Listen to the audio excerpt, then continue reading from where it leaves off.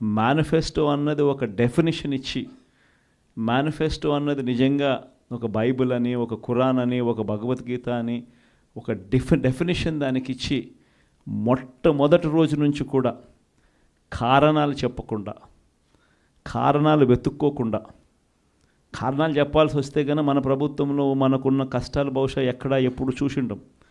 ఎప్పుడు చూడని కోవిడ్ లాంటి సమస్యలను కూడా ఎదుర్కొన్నాం. అది కూడా 2 ఏళ్ళు, అది కూడా 2 సంవత్సరాలు కోవిడ్ లాంటి సమస్యలు ఎదుర్కొన్నాం. కానీ ఎప్పుడు కూడా ఒకటే చెప్పా, మనల్ని ప్రజలు ఓటేశారు, మనం ఎన్నికలప్పుడు ఈ మేనిఫెస్టో రిలీజ్ చేసినాం, మనం ఇచ్చిన మాట మరో 30 సంవత్సరాల పాటు మన బాటను నిర్దేశిస్తుంది అని చెప్పి.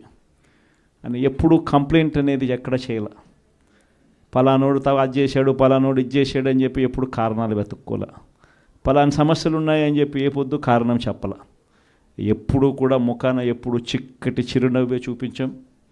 ఆ చిక్కటి చిరునవ్వుల మధ్య ప్రజలకు మేనిఫెస్టోలో చెప్పిన ప్రతి హామీని కూడా ఇంతవరకు రాష్ట్ర చరిత్రలో ఎప్పుడు జరగలేదేమో.